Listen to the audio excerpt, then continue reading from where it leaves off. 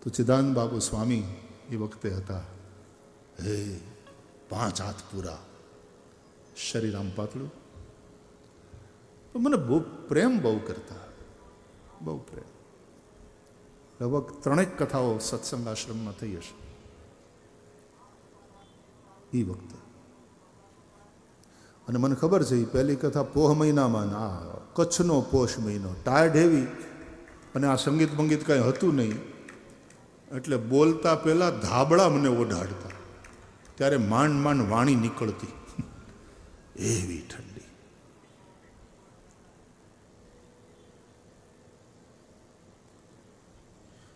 તો સ્વામીજી મારા ઉપર પ્રેમ બહુ, ગુસ્સાવાળો સ્વભાવ હતો સ્વામીજી.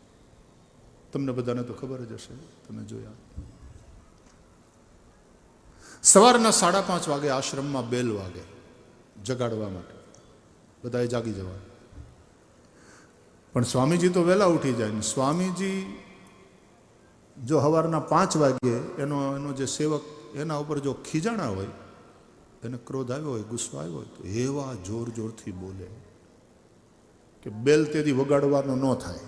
5:30 એ 5 વાગે જ આશ્રમમાં બધા જાગી જાય. અને પછી ઘણી વાર સ્વામીજીની તબિયત થોડી ખરાબ થાય, તો એકવાર હું બેઠો હતો બાજુમાં, મેં કહ્યું, બાપુ આપ ગુસ્સો કરો છો ને થાય, આમ બધા તો બધા તમારા છોકરાઓ છીએ, અમારાથી ભૂલ થાય, પણ આપ આટલો બધો ક્રોધ કરો, ગુસ્સો કરો, પછી આપનું શરીર લઈ શકતું, પછી શરીર સ્વાસ્થ્ય આપનું બગડે છે, તો બાપુ દયા કરો, આવું ના કરતા હોય તો. એટલે મને કે, જો ભાઈ તું અહીં બેહ મારી પાસે, હું તને સમજાવું. બીજા બધાને 1-2 સેવકો હોય, મારે 6 છે. મેં કીધું, બાપુ 1-2 જ દેખાય છે આપની સેવામાં. તો કે નહીં, એ તો ઈવડાય તો ખરા, એ તો હું સેવક, મારા ખરા સેવક તો 6 છે, અને વગર પૈસે નોકરી કરે છે મારે ત્યાં. મેં કીધું, બાપુ એ કોણ? તો કે કામ ને ક્રોધ ને લોભ ને મદ મોહ, આ બધા મારા નોકર છે. જેની મને જ્યારે જરૂર પડે આ વહીવટમાં, ત્યારે એને બોલાવી લઉં, એની પાસેથી કામ કઢાવી લઉં, પછી એને કહું, કામપુર જા ભાઈ, જા નીકળ, એટલે ક્રોધે નીકળ. અને એમ જ હતું. બીજી ક્ષણે પછી સ્વામીજીમાં ક્રોધ ના હોય. એમ વ્યવહારની અંદર કામ, ક્રોધ, લોભ આ બધાની જરૂર પડે, પણ તમે એને આધીન ન થઈ જાઓ.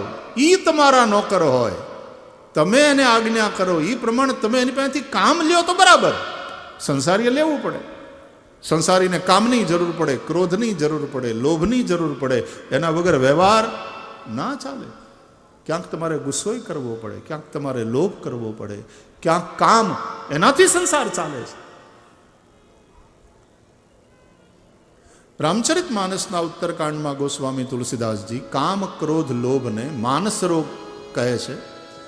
અને કહે છે કે જેમ આપણા શરીરમાં વાત, પિત્ત અને કફ એ 3 દોષ હોય છે, એમ મનની અંદર આ 3 દોષ છે, કામ, ક્રોધ અને લોભ.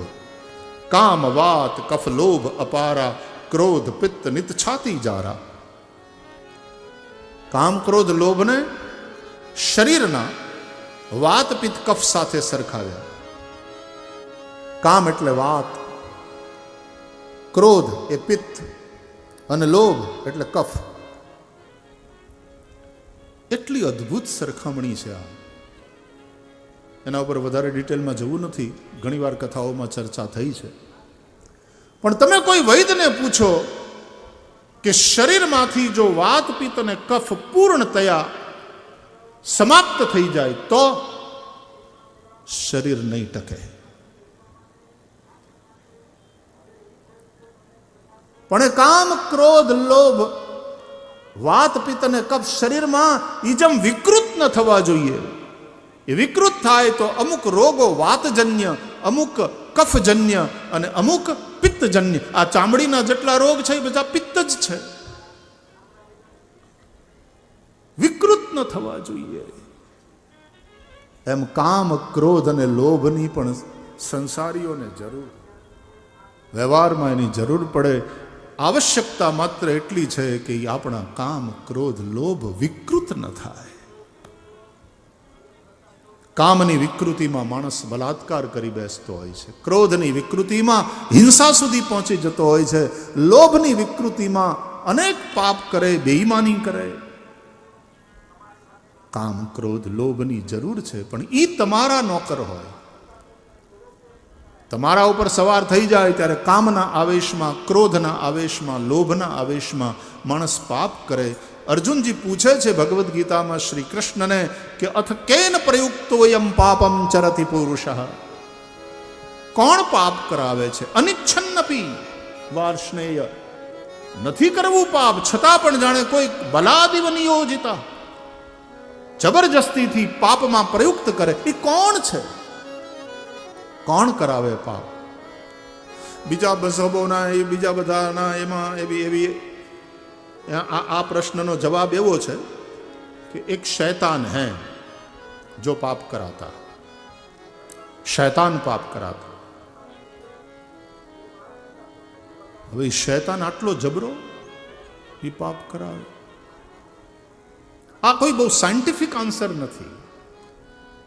ગીતામાં ભગવાન શ્રી કૃષ્ણનો જવાબ બહુ સાયન્ટિફિક છે. કૃષ્ણ કહે છે, ઉભો રે સમજાવું, એ કોણ છે? કામ એશ, ક્રોધ એશ, રજો ગુણ સમુદ્ભવ, મહાશનો મહાપાપમા, વિદ્યેનમિહ વૈરિણમ. એ છે કામ ક્રોધ લોભ. કામાવેશ, ક્રોધાવેશ, લોભાવેશમાં માણસ પાપ કરે. અને અર્જુન પૂછે કે કામ ક્રોધ લોભ આવે ક્યાંથી? તો કે રજોગુણ સમુદ્ભવ, એ રજોગુણથી ઉત્પન્ન થાય. અને રજોગુણ ક્યાંથી આવ્યો? તો કે એ તો તરમ છે જ વાલા. સત્વ, રજસ અને તમસ, આ ત્રણેય ગુણોનું રૂપ, પ્રકૃતિ, એ તારું શરીર. કામ ક્રોધ લોભ એનાથી રજોગુણથી ઉત્પન્ન થાય. ક્યારેક આપણા કર્મો ઉપર સત્વગુણનો પ્રભાવ હોય, ક્યારેક આપણા કર્મો ઉપર, આપણી ક્રિયાઓ ઉપર રજોગુણનો પ્રભાવ હોય, ક્યારેક તમોગુણનો પ્રભાવ હોય. ત્યારે જડતા આવે, આળસ આવે, પ્રમાદ આવે, નીંદર આવે. આ બધા તમોગુણના પ્રભાવમાં થતી ક્રિયાઓ. તો કામ ક્રોધ લોભ ઇત્યાદિ रजोगुण समुद्भव. महाशनो, ये महापेटू है, इनको जितना खिलाओ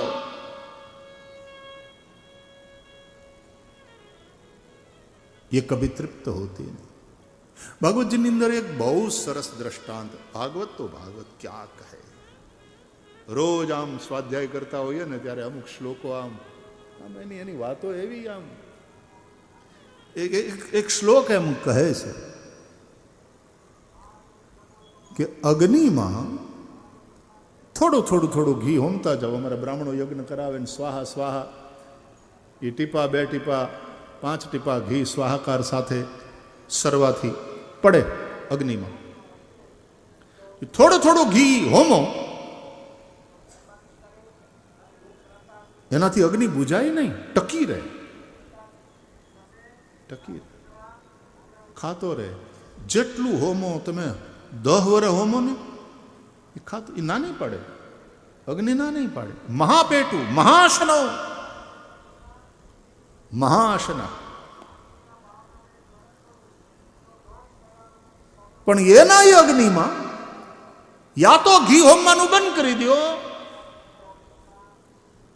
એને બુજાવવાના 2 ઉપાય છે. યા તો ઘી હોમવાનું બંધ કરી દો, આહુતિ બંધ થઈ જાય તો જેટલું છે એટલું ખાય અને અગ્નિ શાંત થઈ જાય.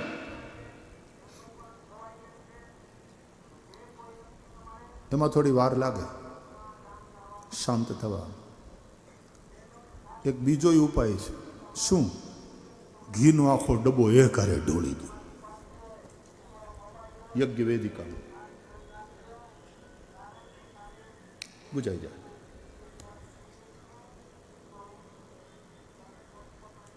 એમ ઘણી વાર એટલા બધા ભોગોની અતિશયતા થઈ જાય કે માણસને પછી ભર્તૃહરિની જેમ વૈરાગ્ય થઈ ગયો એમ થઈ જાય. બહુ થઈ ગયું. જેની પાસે નથી ને એને જોઈ એને થોડું જેમ જેમ મળતું જાય તેમ તેમ એનું અગ્નિ એના કામનાનું અગ્નિ ચાલુ જ રહે. 100 આપો તો 1000 જોઈએ, 1000 આપો તો લાખ જોઈએ, લાખ જોઈએ તો કોણ બનેગા કરોડપતિ. કરોડ મળ્યા તો હવે અબજ કેમ થાય? લોભ વધતો જાય. જીમી પ્રતિ લાભ લોભ અધિકારી. તો કાં તો આહુતિ આપવાનું બંધ કરી દો. ન જાતુ કામ કામાનામ ઉપભોગેન શામ્યતિ હવિષા કૃષ્ણવર્તમેવ ભૂજ એવાભિવર્ધતે. ભાગવતના 9મ સ્કંદમાં રાજા યયાતિનું નિવેદન. અને કાં આખો ડબ્બો ઘીનું આખું ટોપિયું, આખો ટોપ એક હારે હોમી દો, બુજાઈ જશે.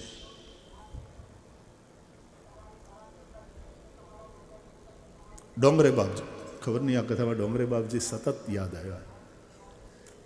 એક દ્રષ્ટાંત કહેતા, કારણ કે આ કારતક મહિનો છે ને, ડોંગરે બાપજીની પુણ્યતિથિનો મહિનો છે.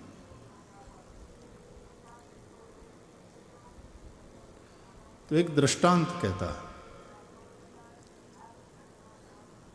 આમ તો ઘણીવાર બાપજીની સાથે કથામાં શ્રવણ કરવાનો એ રીતે લાભ, અને માલસરની કથામાં તો આખી કથામાં બાપજી સાથે રહેવાનો અને બાપજીને સાંભળવાનો લાભ મળ્યો. અને પછી અમે એકલા બેઠા હતા ત્યારે બાપજીએ જે વાતો કરી તો એ મારા જીવનનો એ ખજાનો છે.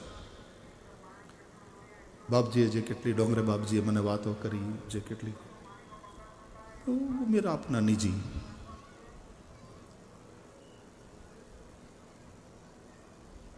તો એક દ્રષ્ટાંત આપતા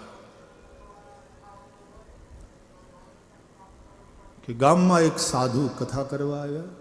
બાપજી બહુ મજાના સંત,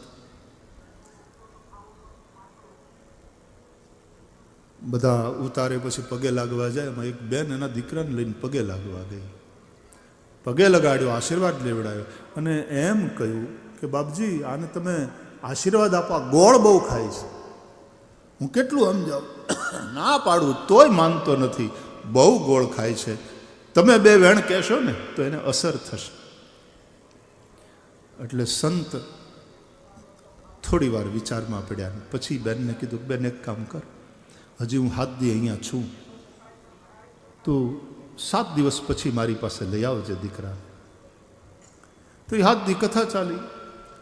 પૂર્ણાવતીમાં વળી પાછા બાપજી જવાની તૈયારી કરતા હતા. ઓલી બેન દીકરાને લઈને પહોંચી કે બાપજી આવડો ઓલો ગોળ ખાય બહુ, તમે કંઈક કીધું તું 7 દી પછી આવો. હા, છોકરો પગે લાગ્યો ને બાપજી માથે હાથ ફેરવીને એમ કીધું, બેટા ગોળ બહુ નહીં ખાતો, ન ખવાય બેટા, વચ્ચે થોડો થોડો ખાય, વાંધો નહીં, બહુ નહીં ખાવાનો બેટા. નહીં ખાય ને મારા દીકરા? ભલે નહીં ખાવ.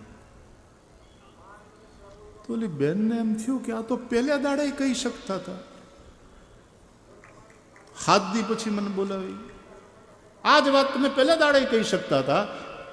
તો સાધુ પુરુષ હાવ પારદર્શક, દંભ નહીં, એણે એમ કીધું કે બેન હું પહેલે દાડે કહી શકતો હતો પણ એની અસર ન થાત. કેમ? તો કે હું પોતે ગોળ બહુ ખાતો હતો બેન, મને પોતાને બહુ ગોળ ભાવે, હું પોતે બહુ ખાતો હતો, એ મારા બોલવાની અસર શું થાત? આ 7 દીમાં મેં ગોળ છોડ્યો અને પછી હવે એને આ ઉપદેશ કરવાને લાયક બન્યા પછી એને મેં સમજાવ્યો, હવે એ નહીં ખાય.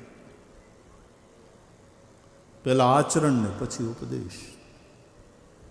આચરણમાં ઉતારીને કે એમ નામ આચાર્ય. આચાર્ય ખાલી ડિગ્રી જ નથી. વિદ્યા પ્રાપ્તિના એ 4 ચરણ. ગુરુની પાસે જઈ એના શરણમાં બેસીને શ્રવણ, પછી મનન, પછી નિધિધ્યાસન, એટલે આચરણમાં લઈ આવવા, અને પછી ઉપદેશ. આ 4 ચરણ છે.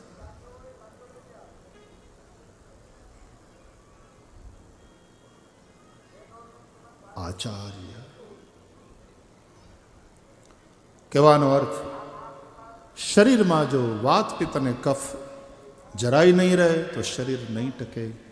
એમ સંસારમાં પણ વ્યવહારમાં કામ ક્રોધ લોભની જરૂર પડશે, પણ એ વિકૃત ન થવા જોઈએ. એ તમારા ઉપર સવાર ન થાય એ તમારા નોકર હોય. મને સચ્ચિદાનંદ બાપુની આ વાત હંમેશા યાદ રહી. મેં ઘણી ઠેકાણે કથાઓમાં કહી છે. આજે મહાપુરુષ યાદ આવે છે. બહુ પ્રેમ હતો મારા ઉપર એમને. ખબર નહીં, સાધુ પુરુષો અકારણ પ્રેમ કરે. આપણને એમ થાય કે હું કામ આપણને આટલું બધું વાલ કરતા હશે. આપણામાં તો એવી કોઈ યોગ્યતા છે નહીં, પણ એ અકારણ. અને એમનો સ્વભાવ એવો હોય છે. આ મીઠું હું કામ ખારું લાગતું હશે એવી કંઈ પ્રશ્ન છે? હાકર હું કામ મીઠી લાગતી હશે? આ બરફ કેમ ઠંડો હશે? એ બરફ છે, ઠંડો છે, બરફ છે. એમ સાધુ પુરુષો એવા હોય છે. હેત કરે. સ્વામિનારાયણના સંપ્રદાયના સંતોને જ્યારે મળવાનું થાય ત્યારે બહુ હેત રાખજો ભાઈ શ્રી. એમને આમના ઉપર હેત. અમુક સંપ્રદાયના અમુક શબ્દો, જેમ પુષ્ટિ સંપ્રદાયનો શબ્દ લગાવો. મારે હજી સેવામાં પહોંચવાનું બાકી છે એમ કે.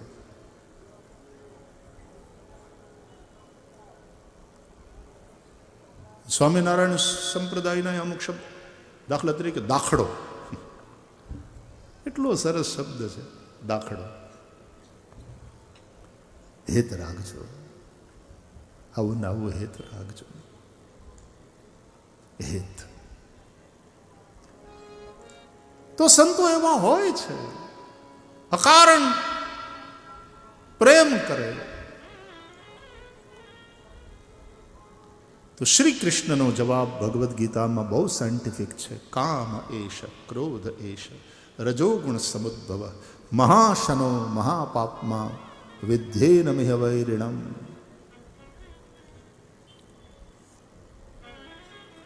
ભગવાનને ક્રોધ આવ્યો નહીં, ક્રોધને બોલાયો, ક્રોધ કર્યો, નાટક કર્યું, લીલા કરી, ગોળી ફોડી. જેમાં મા યશોદા દધિમંથન કરતા હતા, ગોળી ફોડીને મહી નાખ્યા ઢોળી. જુઓ જશોદા, કાને ગોળી ફોડી. છાશ વહી ગઈ, માખન બિખર ગયા, મથાની ગિર ગઈ. ભૂખ તો લાગી હતી કનૈયાને. બે હથેળીથી આમ માખણ ભેગું કરી અને ભોગ લગાવતા લગાવતા ભગવાન ભાગી ગયા ત્યાં. અને આ યશોદાએ જેવું દૂધ ઉતાર્યું અને ધમાકો સાંભળ્યો, દોડીને આવ્યા અને જે જોયું કે ત્યાં દૂધ બચાવ્યું તો અહીંયા આટલું નુકસાન, માર્યા વગર મેલું નહીં. અને લાકડી લઈને પછી લાલન પર કોપ્યા, રીસ કરીને નંદરાણી રે, લાકડી લઈ લાલન પર કોપ્યા. કે દાડાની મન ગોપિયું કહેતી, પણ હું કયું નવ માનતી. આજે મેં તને નજરે જોયું. હાથ કંગન કો આરસી ક્યાં? હવે કઈ સબૂતની જરૂર નથી. મેં નજરે જોયું, માર્યા વગર રહું નહીં. દોડ્યા પાછળ, માના પગના ઝાંઝરે ચાડી ખાધી અને કૃષ્ણને ચેતવ્યા, ભાગજે, માં આવે છે. આમ પાછું વળીને જોયું તો હાથમાં સોટી લઈને ભાગતી. ભાગ્યો ભગવાન. આગળ આગળ કનૈયો ને પાછળ પાછળ માં જશોદા. आहा, क्या अद्भुत दृश्य था. गोपियां देख रही हैं तो हंस रही है, प्रसन्न हो रही है. एवा भगाव्या, एवा भगाड्या पोतानी पाछळ. थोड़ी वार में मां थाकी गया. मानु शरीर तंदुरस्त. यशोदा के हम दुबड़ा पातळा नहोता, डायटिंग करता नहोता ने. घर में छत होय ने छता खाई नहीं, जीरो फिगर. आ केवुं गाणपण छे. अरे खाने मारी मां भगवाने दीधुं छे, खाई पीने मौज कर. અને ખાઈ પીને એને પચાવવા માટે પાછું ઘરનું બધું તું કામ કરે જ છે. પચી જાય. પણ આ બધા મશીન આવી ગયા ને બીજા કામ કરવા વાળા નોકર ચાકર, એ નોકર ચાકર બધા બંધ થઈ ગયા હતા ને સુખી માણસના ઘરમાં તે લોકડાઉનમાં. અને પછી બધું હાથે કરવું પડ્યું, વાળે હાથે કાપવા પડ્યા, બધું શીખી ગયા માણસ. એક બહુ સરસ વાંચ્યું હતું મેં ત્યારે, એ મને બહુ મજા આવે. એટલે હું હંમેશા કહું કે એક જણો એકદમ નિર્દોષતાપૂર્વક બોલ્યો કે આ લોકડાઉનમાં એક વસ્તુ શીખવા મળી. શું? એ કે ઝાડુ કાઢતી વખતે આગળ જવાનું હોય અને પોતા કરતી વખતે પાછળ.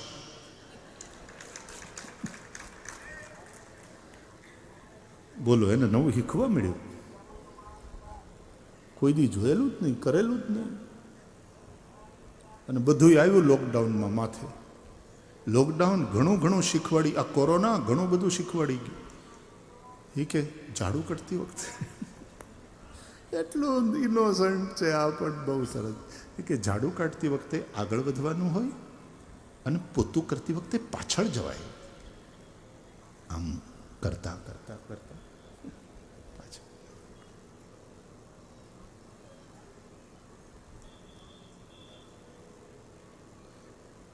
એવો સમય આવેલો. મેં કીધું હતું ને, ઓલું જમવા બેઠો ને પછી પત્ની ઉપર ખીજાણો કે આ શું છે આમાં, તારે કંઈ કોઈ રસોઈમાં કોઈ સુગંધ આવતી નથી, નહીં તો તું રોટલી જ્યાં આમ ફૂલાવે ત્યાં સોડમ આવતી, દાળમાં કાંઈ દમ નથી, રોટલીઓ ખાઈએ તો એમ લાગે છે પૂઠા ચાવીએ છીએ, કોઈ સોડમ નથી ને કોઈ વાતમાં ખાવામાં કાંઈ દમ નથી. સાંભળીને ઓલીની ચિંતાથી તરત ડૉક્ટરને ફોન કર્યો. ડૉક્ટર સાહેબ, અને સ્મેલ નથી આવતી, અને સ્વાદ નથી આવતો. કોરોના! એ ફોન આ કોરોનાનું નથી, આ તારી રસોઈની હું ફરિયાદ કરું છું. એટલે આવું થયા પછી તો લોકોએ જે હોય એ ચૂપચાપ ખાઈ લેવાનું નક્કી કર્યું કે ફરિયાદ કરશું તો કદાચ ગાડી આવશે. રાધે રાધે, રાધે રાધે, શ્રી રાધે. માં થાકી ગયા, બેસી ગયા, રડવા માંડ્યા. બહુ છોકરા કવરાવે ત્યારે માં શું કરે બચાડી? બેઠી બેઠી રોવે. કૃષ્ણને દયા આવી, માની પાસે આવી, માના ગળામાં હાથ નાખ્યો, બીજે હાથે માના આંસુ લૂછે, પકડી લીધો. આમ તમે ગમે એટલા વાહે દોડશો નહીં પકડાય, પણ એક ઠેકાણે બેહીને એની યાદમાં આંસુડા સારશો તો એ પોતે આવીને ખોળામાં. આવું બને. માટે કબીર હસના દૂર કર, રોને સે કર પ્રીત, બિન રોએ કિત પાઈએ, પ્રેમ પિયારે મીત. કબીર જેવા નિર્ગુણિયા સાધુએ પણ પ્રેમની આવી વાત કરી. કથા છે કે કૃષ્ણને ખાંડણીયા સાથે બાંધ્યા યશોદાએ. દામોદર લીલા બાંધીને જતા રહ્યા. કૃષ્ણ રોતા રહ્યા.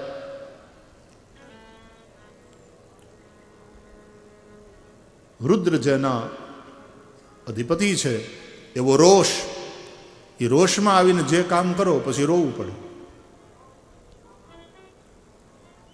રોતા રહ્યા. અને પછી આંગણામાં યમલાર્જુન વૃક્ષને જોયા. ભગવાન એનો ઉદ્ધાર કરે છે. ખાંડણિયાને ઘસડતા કૃષ્ણ આગળ ગયા. યમલાર્જુન બે વૃક્ષની વચ્ચે ઓછી જગ્યા હતી. કૃષ્ણ પસાર થઈ ગયા. ખાંડણીઓ એમાં ફસાયો. કૃષ્ણ આગળ વધ્યા અને બંને વૃક્ષ મૂળમાંથી ખેંચાઈ ધરાશાયી થયા. એની અંદરથી બે દિવ્ય પુરુષો પ્રગટ થયા. એક કુબેરના પુત્ર રુદ્રના અનુચર નલકુબર અને મણિગ્રીવ નારદના શાપથી શાપિત થઈ અને વૃક્ષ યોનિમાં આવ્યા હતા. આજે ભગવાને બંનેનો ઉદ્ધાર કર્યો. અને એણે જે સ્તુતિ કરી, જે સ્તુતિનો શ્લોક આજે આપણે કથામાં વારંવાર યાદ કર્યો, વાણી ગુણાનુકથને શ્રવણૌ કથાયામ હસ્તૌ ચ કર્મસુ મનસ્તવ પાદયોર્નઃ સ્મૃત્યામ શિરસ્તવ નિવાસ જગત પ્રણામે દ્રષ્ટિ સતામ દર્શનેસ્તુ ભવત્તનૂનામ.